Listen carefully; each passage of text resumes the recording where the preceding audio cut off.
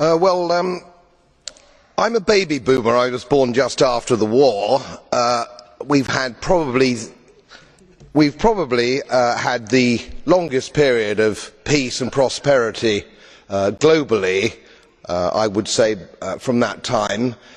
I've put a little bit of modest money away so I can hand something down to my family when I pass on, largely because I've never spent more money than I've earned, and I've been prudent, and I've worked moderately hard. Now, it always seems to me as a complete surprise to politicians how countries get in debt. Let me explain, because I don't think you really understand it.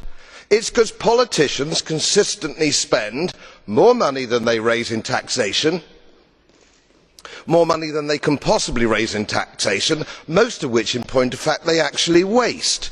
The reason we're talking about countries which are broke, and they are broke, is because their ridiculous, ineffective, ignorant politicians consistently spend more money than they can raise, and then they borrow, and worse, they then print money because politicians and their central banks have a machine which prints money.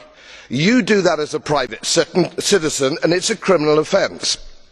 You would go to prison for doing that, and politicians and their central banks do it all the time.